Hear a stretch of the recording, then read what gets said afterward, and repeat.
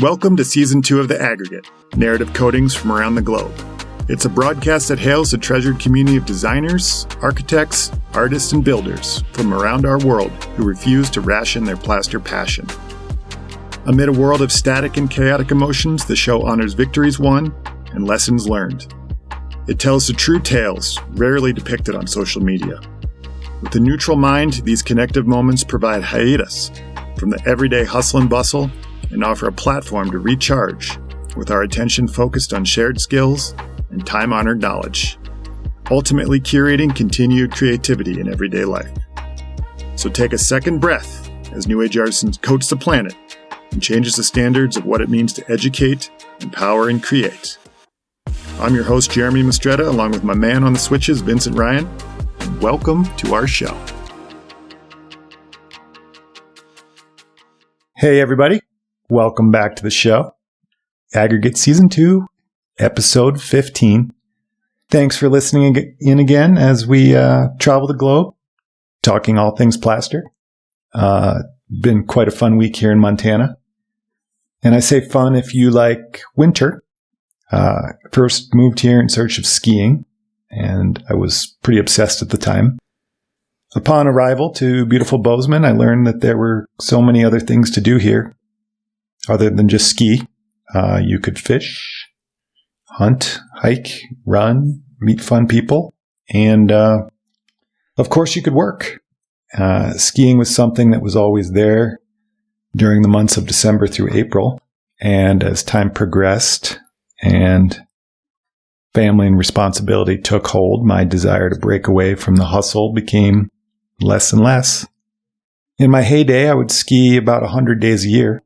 One season, I went from Montana to Argentina, back to Montana, chasing an endless winter.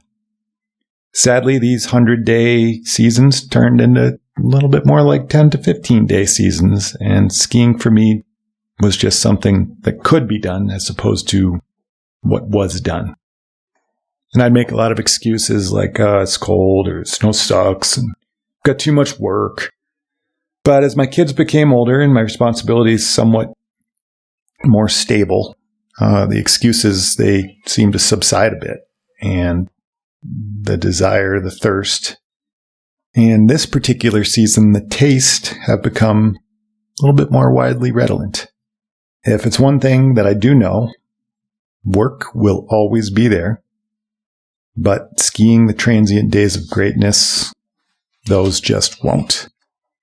And you couple that with the evolving clock of my kids' adolescence, and we have a perfect storm of missed opportunities. So yesterday, with 2 podcast scripts to write, another to provide feedback to, and a host of other job site duties, I did what any responsible 45-year-old man would do.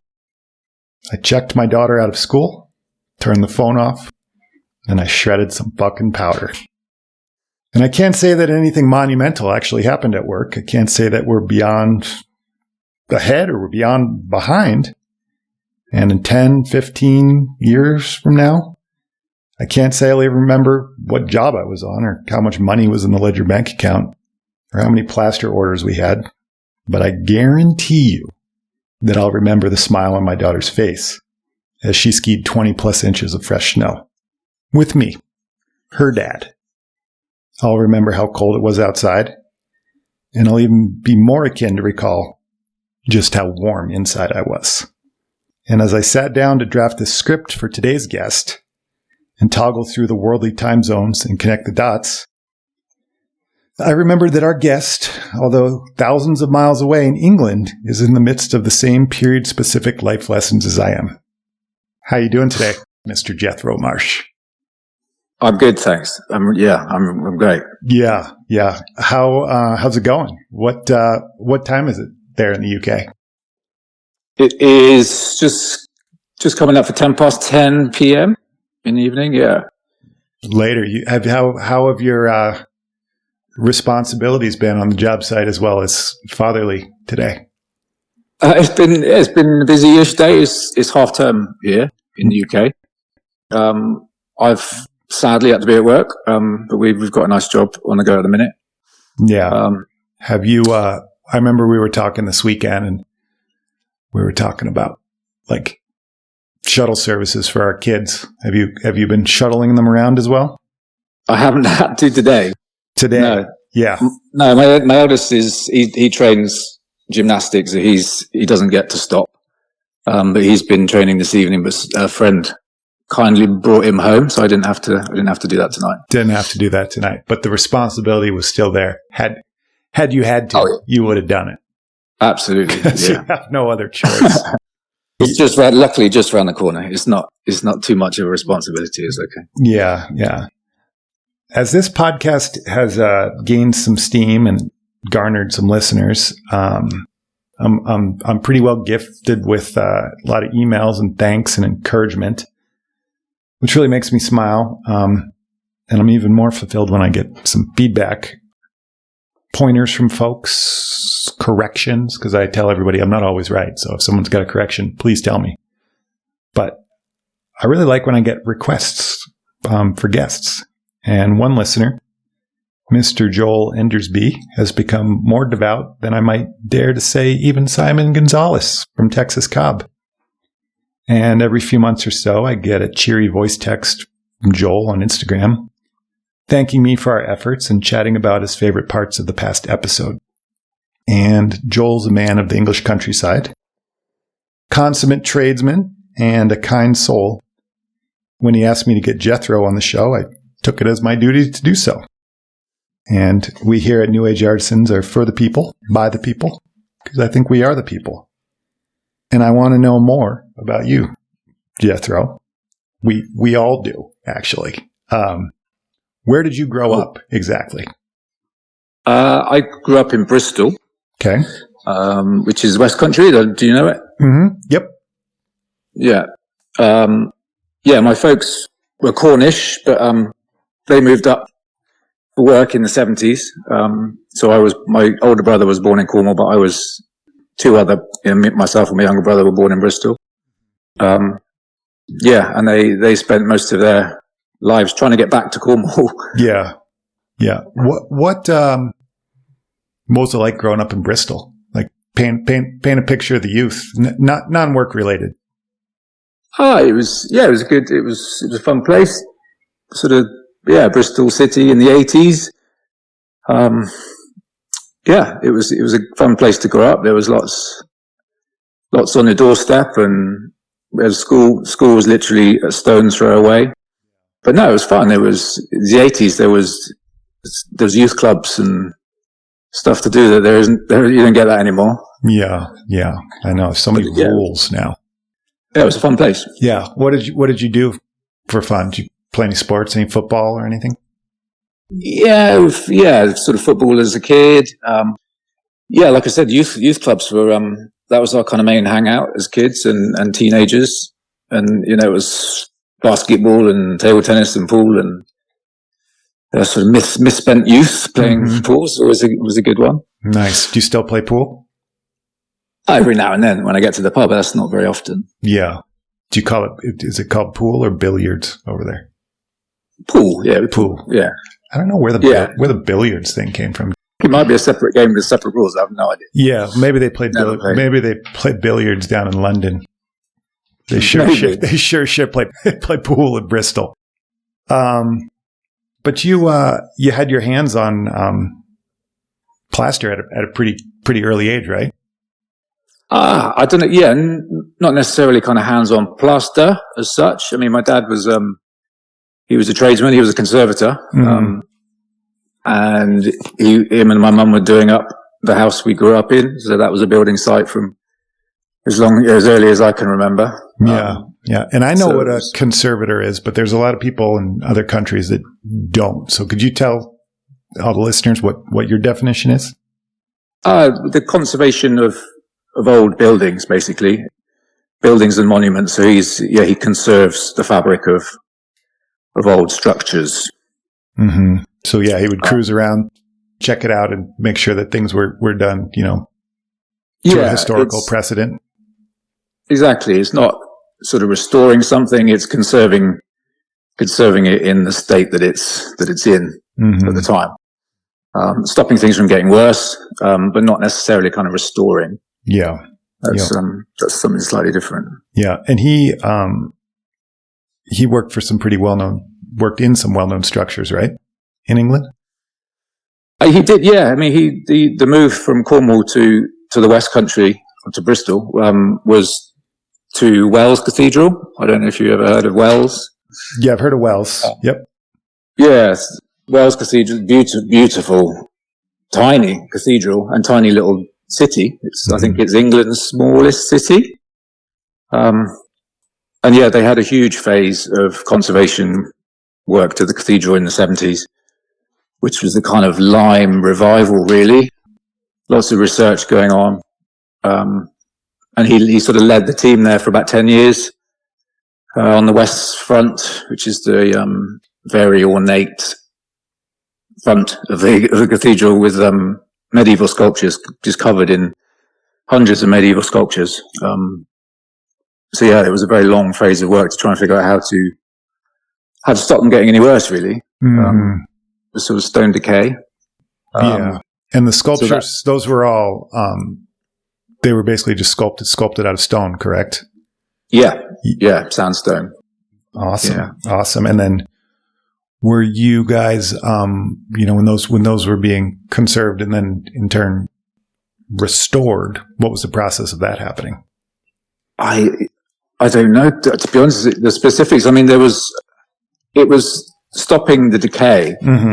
I remember him talking a lot about lime watering.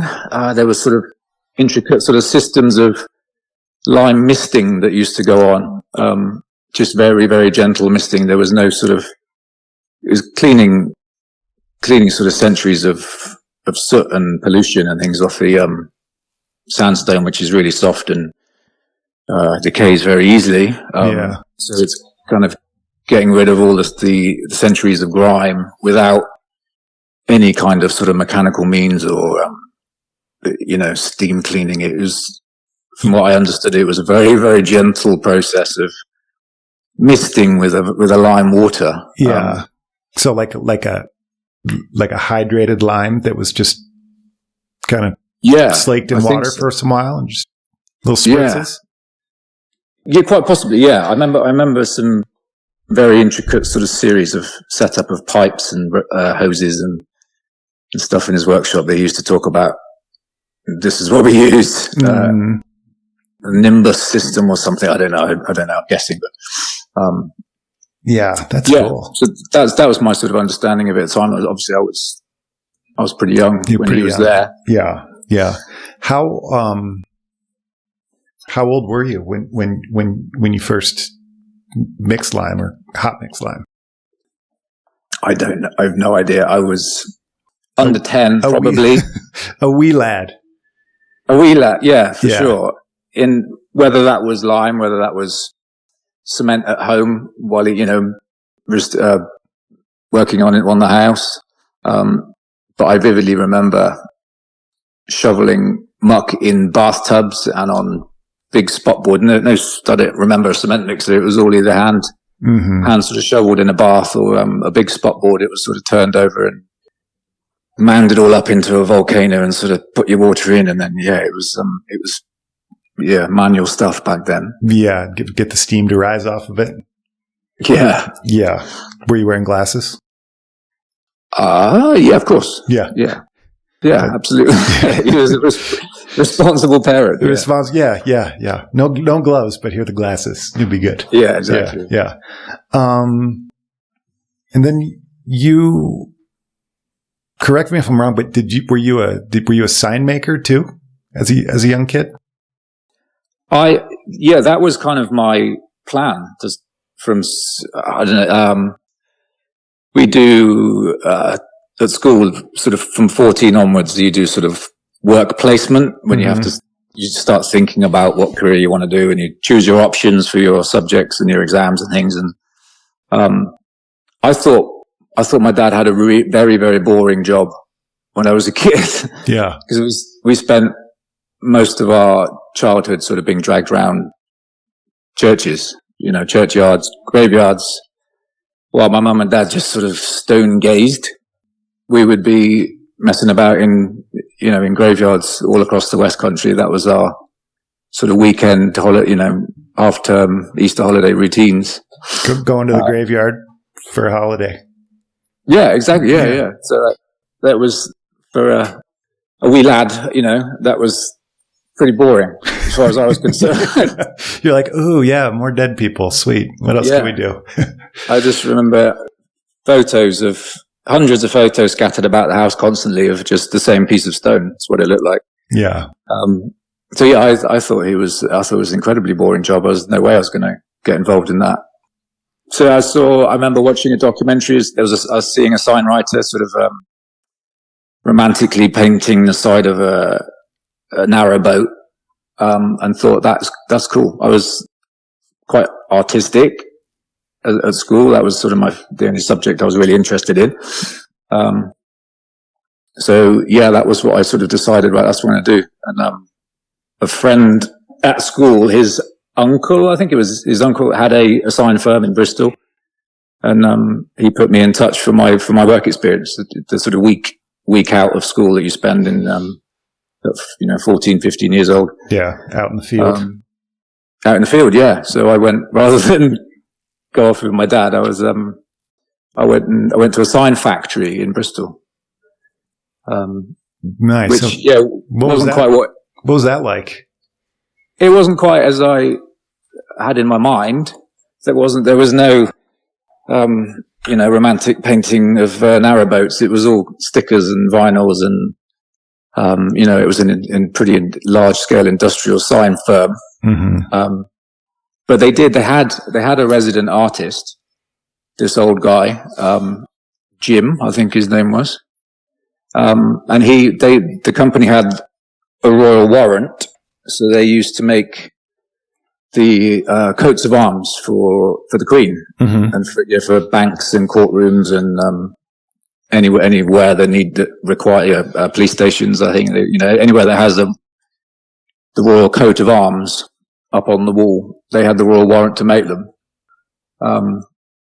So yeah, I was asked to. They used to model them. The old artist used to model.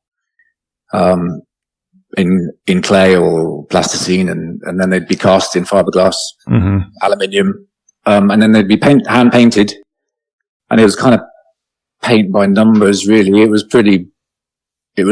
follow a set pattern, a set order, but I was quite good at it, and from then on, really, I did my week placement with them, and then every weekend the boss would drop around a couple of these coats of arms at home to me, and that was my weekend job until I left school. I used to earn quite good money.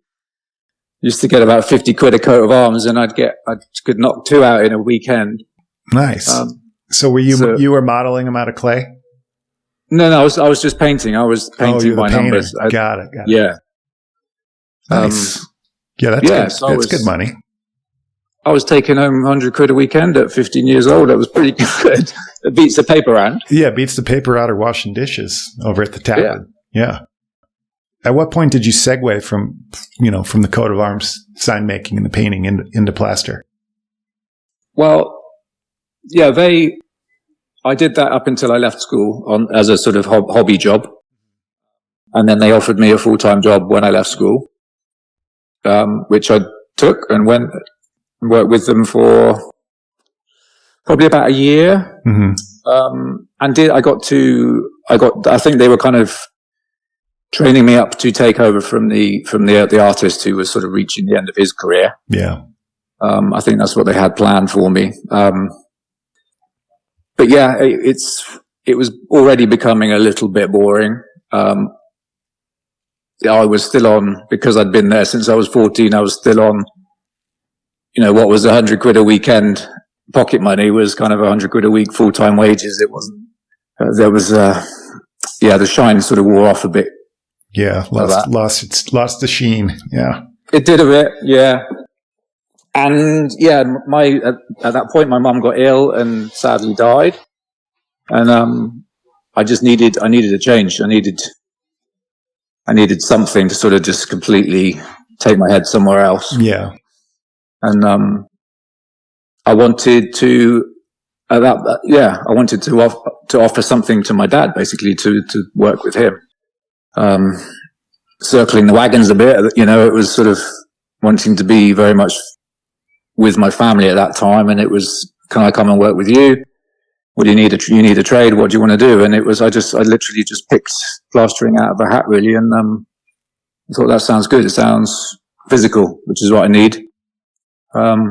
Enrolled at college, and that was it. Yeah. Never looked back, really. Sure. And what kind of plaster was it that you were running? This was back to, back to basics plaster course. It was a full-time course, but it was only a couple of days, 2.5 days a week. They considered a full-time course. Mm-hmm.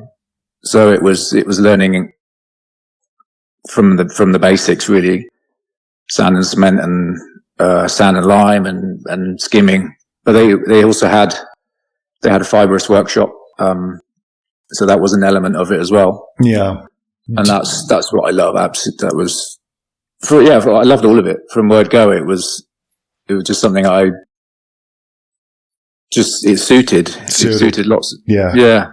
Do you know Paul Marlowe over in Ireland? No. Yeah. He's got kind of the same, same story as you. He just kind of rolled in, and he had to pick something. He said he was 16 and just kind of rolled in at his trade vocational school, and they said, pick something. And he kind of looked over and he saw this guy with a hawk and trowel, and he said, what's he doing? I said, that's plaster. He said, I want to do that. And he said it just fit for him. Yeah, it really was that. It was, it sort of ticked boxes. It was physical. I needed that at the time. Mm-hmm. But it was creative enough that, for my artistic sort of interest. And I just treated a wall as a blank canvas every time. And it was my, mission to get it as perfect as possible. And that just has never really gone away. That's sort of, I still find that appealing. Yeah. All the fancy stuff and the fibrous side of things and the in situ things, and that was all sort of a bonus on top. I thoroughly enjoyed the basics. Yeah. Just the scratch, brown finish. 1, 2, 3. Yeah. All the other, glitz and glare and flare and shiny objects. That's fun. I would agree. But when it comes time to just like show up and you have a square wall right in front of you, that's when I'm like the most happy. Absolutely. Yeah. And flat and plumb. And I enjoy that, the challenge. Yep. Square, level, plumb. How do we do it? Yeah. Yeah. You worked in some other, facets of construction too, right? Was it a bit of a journeyman, or was it all just plaster? It was all plastering. Yeah, I mean, I did all this thinking I wanted something to offer my dad, mm-hmm. and he at the same time was thinking exactly the same thing. He needed something different, and he folded the company and he handed it all over to the guys that were working for him, and said, "I'm off back to Cornwall, off to make sculpture." He was a sculptor primarily. He was a sculptor. Mm. So I was like, oh, okay. By that point, I was thoroughly kind of in love with the trade, and we never worked. I never worked for his firm at that point. But no, I just sort of journeymaned around Bristol. Really, you sort of start off with the agencies, where you're kind of only as good as your last day's work. Yeah. It's quite transient. There's no, you sort of duck in and duck out again. There's no, not too much responsibility. And I just spent a lot of time on the agencies, just still learning, practicing. And then, just sort of you fell in with builders and other contractors around the city, and sort of built up a diary really of, regular customers. Regular customers, yeah. Yeah, but it was all just, straightforward commercial plastering, basically. Mm-hmm. We worked for, lots of local builders, sort of loft conversion guys. So we'd sort of every 6 weeks, we'd do another do another loft, and just sort of rotate around sort of, a dozen or so customers and and builders and clients. Yeah. Yeah. And then, that lasted a few years, right? And then you went back to Cornwall? Yeah, that lasted a good few years. To the point where I took on a lot of it was on my own. I took on a couple of guys. My younger brother came on with me for a bit. He worked with me for a year or two, and then sort of went off to do his thing. I sort of set up a company, JM Plastering. Mm-hmm. That was in Bristol, and that was sort of just domestic work, basically. So that was probably 5 or 6 years. Up to about 2007, I think, was the point where I sort of made a change again. Yeah. to head back down to Cornwall. Got it. To work alongside your dad, right? Kind of. There was I had sort of other ideas at that time. I went down to Cornwall primarily to work. That wasn't with my dad. He didn't do a great deal down there. He went down to sculpt. Mm-hmm. He bought a farmhouse. He renovated that. So I was backwards and forwards all the time, working on that with him. But he was growing veg. He was retiring, basically. He was retiring. But he would duck in and out and do bits and bobs, just to sort of, pay the bills every now and then. I sort of took a bit of a turn about 2007. I'd got quite heavily into martial arts in Bristol, and I went off to, Germany for 2 years to train Kung Fu. Oh, nice. Yeah. So that was that plan. That was where I wanted, my head was going at that time. Yeah. Going in the direction of Kung Fu. Yeah. Yeah. Which, it was an amazing time in my life, actually. It was a couple of years immersed in that. And I'd come back I'd run out of money, and I'd come back and I'd, get back on site for a couple of months, and then I'd head back out there. Mm-hmm. So I sort of did that. I did that for about 2 years. Yeah.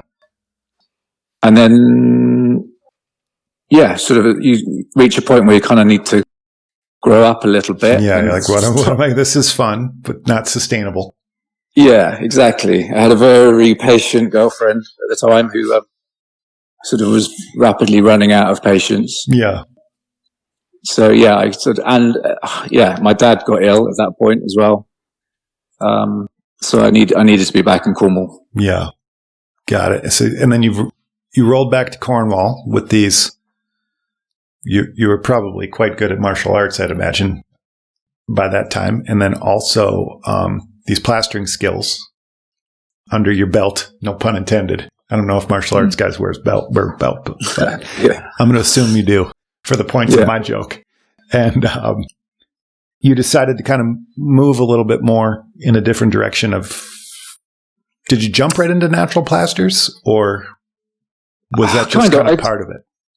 I came back with no job, obviously. I'd been working for a contractor before I left, and sort of when I came back, I was ducking in and out. And that was just site work, and I hated that, and I knew I didn't want to go back to that. It was a great time. It was again working with some really great plasterers, learning loads, learning how to to do price work, learning how to be quick and fast and make money on price, and so that was an amazing time. But I just knew I didn't want to do that anymore. I didn't want to come back and just fall back into that.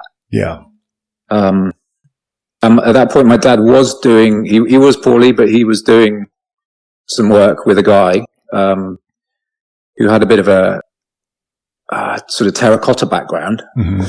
I think he'd studied building conservation as well, and they'd sort of teamed up, and they were doing a lovely little project locally, just at the right time. And I sort of rolled back into town and said, "Can I have a job for a bit?"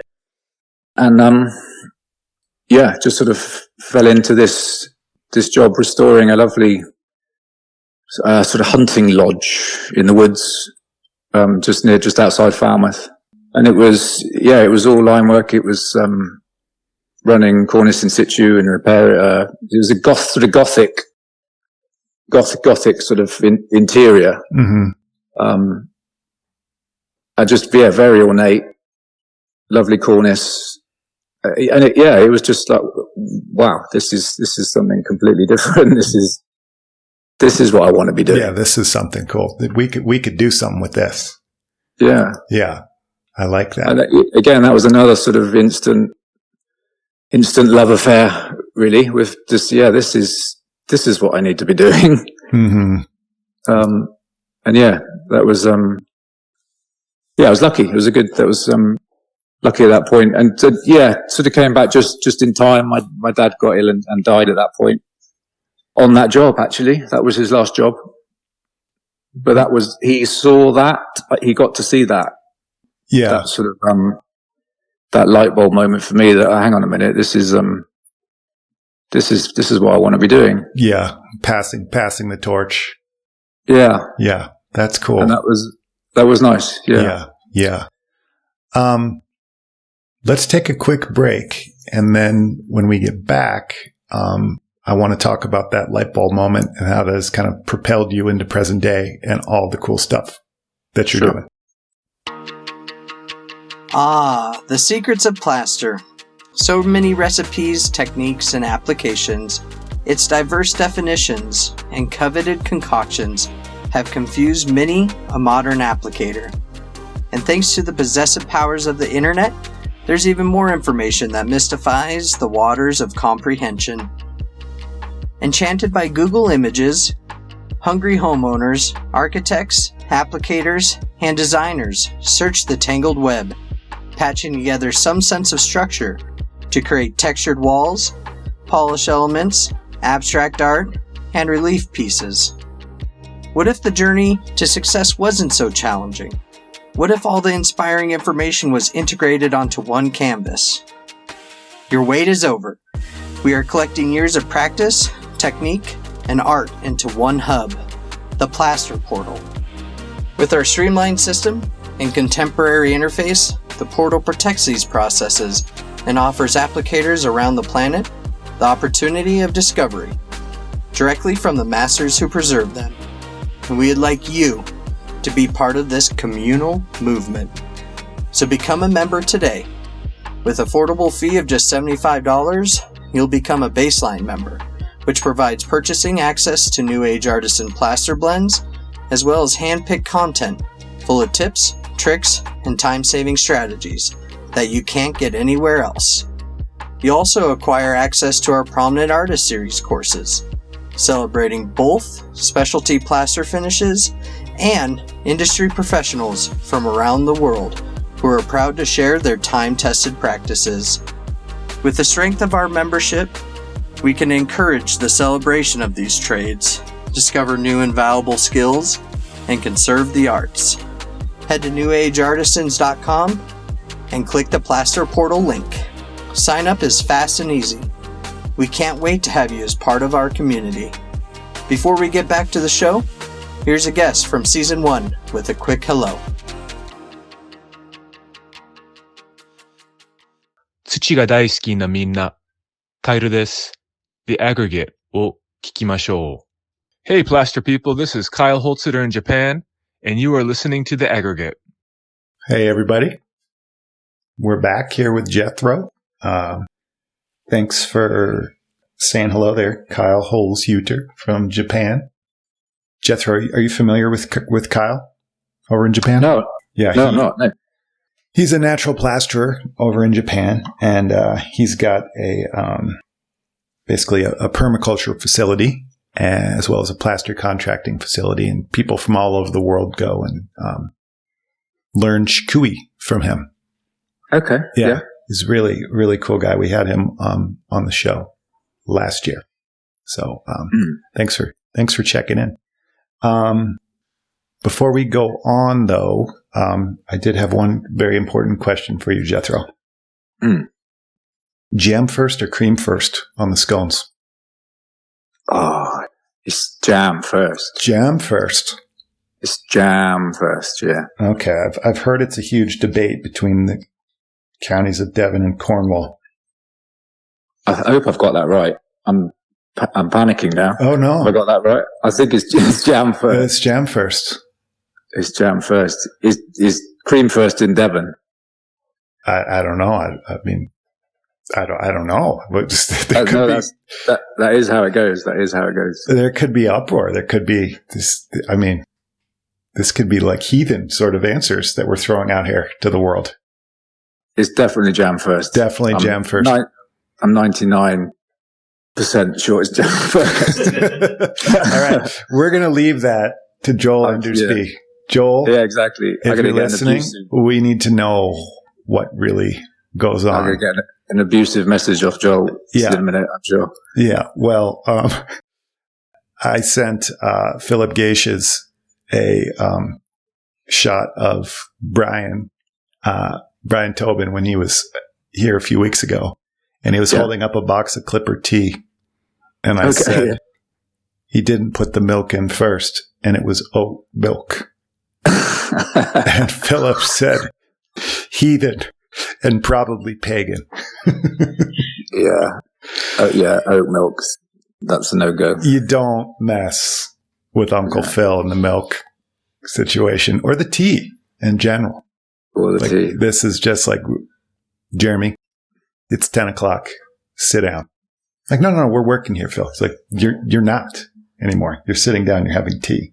So I like all of these culturally appropriate traditions that we're doing here with the tea, and I guess now the scones. So we call it crib. We don't call it tea break. It's crib. Crib. Yeah, you stop for crib. Stop for crib. Okay. Yeah. Learning more things. All right. That's the Cornish. Yeah. Yeah, that's purely Cornish. Doesn't go any further than Cornwall. Stays right there. Yeah. Yeah. Okay. Noted. So when I come visit, I'll be like, you guys got some crib. That's it. All right. You're in. You're straight in. I'm straight in. Yeah. Okay. Back to the world of plaster. Enough scones and tea. How did you learn about the world of natural plaster? Did you have some mentors? It was this guy, Ben Bozents. He was the chap working with my dad at the time. Okay. I carried on. I basically said that I'm working with you now. Mm-hmm. That's it. So we worked together for the next couple of years. We both sort of, there's a Lime Centre in Devon, Mike Y. Oh, yeah. And he was running courses on various different things. And he did a Tadalak course. Yeah. I can't remember how we found that out. Oh, actually, no, I think Ben had a big job at the time. He'd been preparing samples for this big project in London when I first started with him, and some of the finishes were Tadalak. So we thought, and we better go and learn how to do this Tadalak, because we've got like hundreds of meters to do at a high-end project in London. So we went to Mike Y's Tadalak course, and loved it. It was an amazing material to work with, and the finishes were just eye-opening in that sense. Yeah. Did you wax it with the Punic wax? Yeah, we did. Yeah. Yep. It was a day course. It was enough to sort of teach you to go home and have a go yourself, basically. Yeah. Just dip the toe in. Yeah, absolutely. Yeah. It was a German brand that he uses, and sort of that was, the course was based around this particular brand of Tadalak, which was Kreidzeit. Kreidzeit, yep. Kreidzeit, yeah. Mm-hmm. I thought this is great. This is so I just bought a flat and I did my shower and curvy walls and niches, and then I sort of ventured to doing some friends bits and bobs in their bathrooms and showers, and sort of gradually built the sort of confidence to start charging people to do it. Yeah. Start really kind of hanging it out over the cliff, and becoming liable. Yeah. test it on my own first, and take some photos and pretend like I've been doing it for years on the website. Yeah, fake it till you make it. Exactly. Yeah. I'm familiar with that term. Yeah. What's it like? I think of England, I think of the countryside of England, I think of the heritage of England, I think of the scones, and I think of the tea. But what's it like integrating, this wildly exotic Moroccan finish into like an English heritage? There was a lot of call for it, actually. Not a huge amount of call for it in Cornwall, which was the problem. Yeah. Once I'd sort of exhausted friends and family, it was always further afield. It was London. We somehow managed to get in with an architect up there who just loved it and would specify on everything he did. And it was all high end, £1 million refurbs, all over London. And it was great. Great while it lasted, but, it was always going to be up in London, and I lived in Cornwall. And I was like, I don't really want to be doing this when kids come along, and kids came along. How far is Cornwall from London? Oh, it's sort of 6 hours on a good run. Oh, yeah. So it was staying away. And we did the big job, Ben's big job. We did that one. And that led on to more and more. And he sort of ducked out again. He had kids already. He ducked out and said, this is maybe a bit more your thing. And at that point he left Cornwall to move back to Sussex. So I was like, all right, what do I do now? I don't want to go back to site work. I know that. I'll carry on with this. And I did for a bit, but again, it was all in London. And it was traveling and working away, and I sort of knew that wasn't going to be sustainable, when kids came along. And, so I needed to, there wasn't enough call for it in Cornwall. Mm-hmm. So me and Ben had sort of taken on a workshop already together to run cornice and moldings and things. And I said, that's where I need to focus my attention, because that's going to keep me in Cornwall and we have heritage buildings, and we have lime work and restoration, but we don't have a huge amount of high end polished plasters. So I sort of, but that's where the Natural Plaster Company came from. Me, doing Tadlac mostly. The logo, I don't know if you've seen our logo. It's a Tadlac stone rotating, burnishing. Cool. That's where that logo came from. And it's stuck and it works.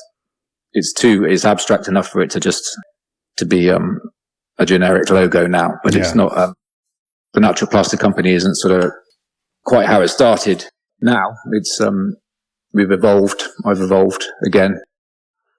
You're like the Natural Heritage Plaster Company of sorts. Exactly. It's all lime work. It's all we do is lime work and natural cements, and there's the cornice and molding side of things as well, which again, there's not a huge amount of call for. There's nobody building with that sort of architecture in Cornwall. So it's all repair. Mm-hmm. And that's sort of bread and butter work. That keeps us busy. That's nice. That's nice work. Yeah. How are your clients? How are they able to find you? It was a website to start with. And not trade shows as such, but we have like, county fairs, and we have the Royal Cornwall Show. I did one year.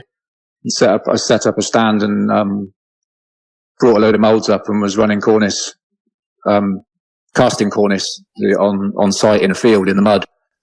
Oh, fun! 1 year. That was quite good fun. Yeah, that'll get the attention. Yeah. But now it's just word of mouth. We're 11, 12 years down the road now with the Natural Plaster Company, and So we've got a good name with architects and surveyors and sort of specifiers down here. Mm-hmm. And it's social media now, isn't it? It's the new word of mouth. I know. Yeah, it's wild. It's all so wild. Just like how it's taken hold, and someone was telling me the other day that people are now using Instagram like a search engine, like somebody would use Google. Yeah, absolutely. Which is just crazy to me that's a thing. Yeah. I mean, it used to just be like this little, like, kind of like cool little hipster photo sharing thing. And now it's just turned into like ruling the world. It's wild. Yeah. Yeah. When you're, running these molds and running the cornice, are you making like profiles for all the work that you're doing, or are you running any of it freehand? Profiles, if we're repairing, we're sort of taking stuff away, or we're taking in situ profile. So we're sort of making like for like, match existing. There's an element of freehand stuff. Yeah, I've had some nice I had a lovely commission a few years ago. For freehand, I was just given free rein of this client, the lovely house just outside Falmouth, and he wanted something to decorate the walls of his colonnade. And it was, we came together, we sort of came up with the 4 seasons. So I sort of did 4 panels of sort of classical decoration, really, just modeling clay of acanthus leaves and depicting the 4 seasons. So that was lovely. Sort of, I probably the first amount of clay modeling I'd done since the signwriting days. Yeah. But that was really fun to do. Yeah. Bringing it back. I like it. Yeah. Yeah. So that was, sort of freehand modeling and then making molds and then casting. Mm-hmm. Yeah. Casting these things to fit in situ. Yeah. Yeah. When you're working on the structures that you're working on, I mean, and I've done just a very small amount of cornice in situ, but I'm like really, really obsessed with the profiles that occur. Mm. Do you have just like you go into Philip Geisha's shop and there's just profiles like coming out of the woodwork? Is it like that in your workshop, or would you like take a profile for a specific place and then would you leave said profile with them? No, we tend to keep everything. We keep the molds just, in case we need it again. So, our workshop is overrun with profiles. Yeah. I wish I was better organized in that sense.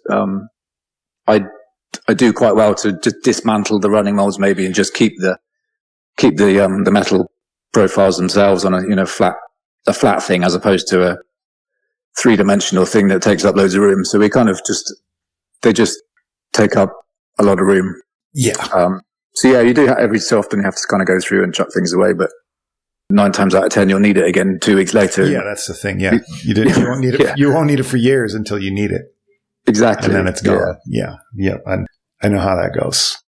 But in an ideal world, they would be perfectly filed away in alphabetical order, ready to be found when they're needed. But it's not how it goes. Yeah, we don't live in an ideal world, and we're just like It's hard to not live like your ass is on fire a little bit sometimes, just trying to keep up with it all, the contracting hustle, and sometimes being organized is a full-time job that is outside of the traditional hours of what your other full-time job is.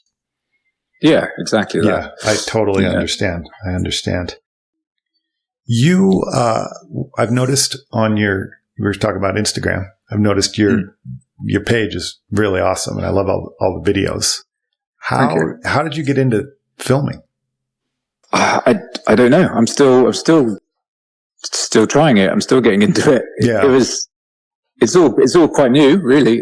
I've been using social media. I've used Instagram, LinkedIn for quite a while. And I guess you sort of start using that a little bit like Instagram. It's about showcasing photos, and I was using it more like that than the sort of networking. And yeah, it's Instagram had kind of always been there, but I'd been a bit reluctant, thinking it's just sort of, TikTok dances and all this sort of thing. But just gave it a go one day. I think it might have been Johnny, the lad who works with me, talking about the lawnmower guy that mows lawns for free now because he makes so much on social media filming himself mowing lawns. There's loads. There's loads of those. They're all doing the same thing now. We have a Spud Man over here, a guy who makes baked potatoes. Yeah. He serves baked potatoes out of his van, and he's got something like 10 million followers. Yeah. Well, okay. There's a guy down south here in the Tetons, which is about 4 hours south on the Wyoming-Idaho border. And he is called the Teton Juggler. And this guy skis these runs, like amazing runs. He's an incredible skier and mountain biker. And he does it all while juggling. Juggling like these bowling pins. What? It's insane. And he's like hitting these huge cliffs, doing backflips while juggling. That's pretty cool, though. That's better than mowing, isn't it? Yeah. But he's not Spud Man.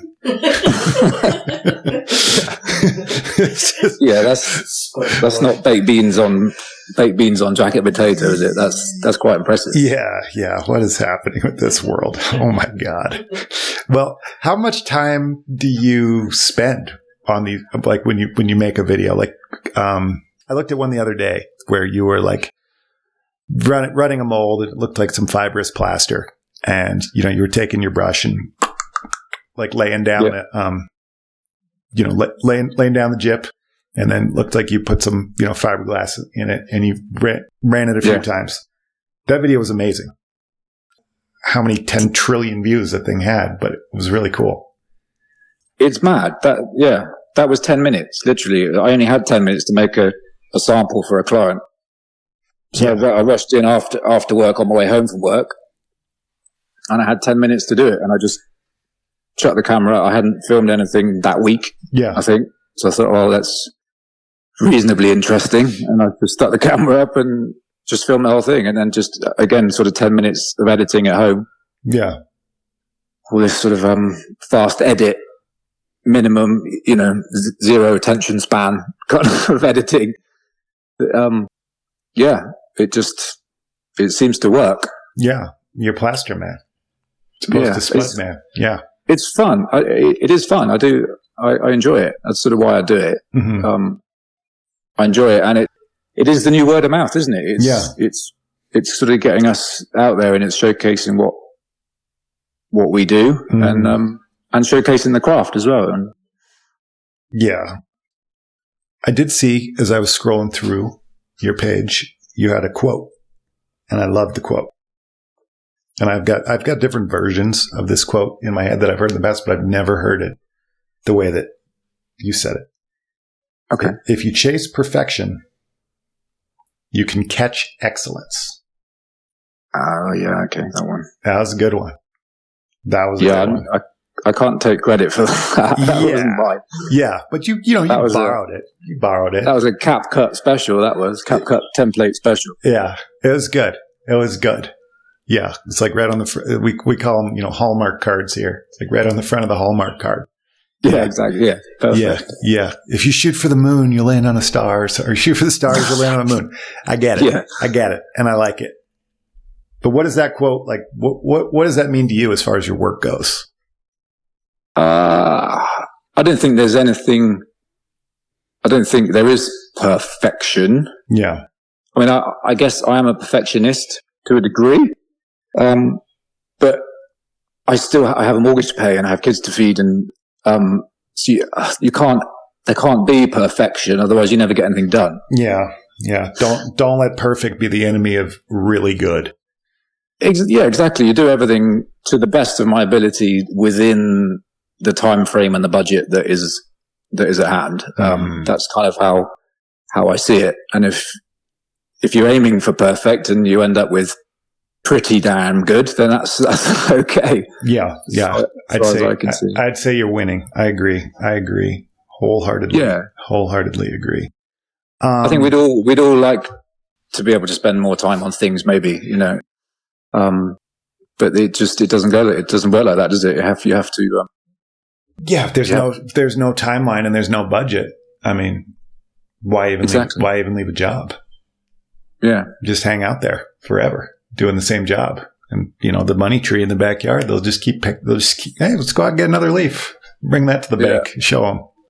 Yeah, I think even if you're an artist and you're creating your own stuff, you'd never get anything done if you focus too much on the perfection. Mm-hmm. I agree. I agree. Yeah. What's the process like for bidding for bidding a project? You do like contracts or time and material? How does it work for you? We do a bit of both sometimes. Yeah, we're doing a bit of time and material at the moment. We sort of went in with rates, sort of meter rates, square meter rates and things. And it's just not turned out like that. It's too bitty and there's too much other things we're getting involved in. So, but yeah, every job is slightly different, really. I tend to try and price most things. I think I'm generally happier and clients are generally happier when there's a price to work to. Yeah. Agreed. Yeah. People get a little gun shy if you're just not going in with any sort of budget. You're just like, oh, we'll just do this and we'll give you a bill. Yeah. Yeah. I always like to kind of just pick a number and I say, this is a conservative number. This is where I think we're going to be. And we'll try our hardest to come in under. And if we start getting close to that dangerous number, I'll let you know well in advance. This is how far we are and we're getting close to this. Yeah. That's all you can do, isn't it? Yeah. All you can do is just communicate with people for sure. What do you think, you look at, we were talking about this crazy world we live in with Spud Man and Plaster Man, and apparently this guy that makes money mowing lawns. How do you think you're going to carry on the legacy of plaster in England?